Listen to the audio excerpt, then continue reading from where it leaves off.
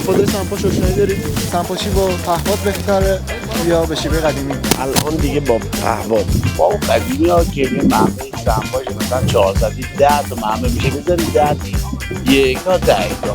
بعد 10 بعد اینا نگو اگه زمین صاف باشه جوب نداشته باشه یه مشکلاتی وجودی اگه اینا صاف باشه بیشتره پهپاد یه امتیازی داره که جوب باشه رطوبت زمین بالا باشه اینا مشکلی براش ایجاد ولی در واقع حتما باید زمین خوبه باشه مگر جای لاستیکا میشه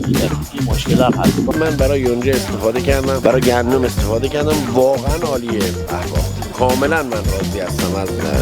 پهپاد هر 4 هکتار تو 10 ساعت برای سمپاشی بستگی داره یه هکتارش مثلا 8 ساعت ساعتی تقریبا ساعتی 1 هکتار میشه بزنی ساعتی 1 هکتار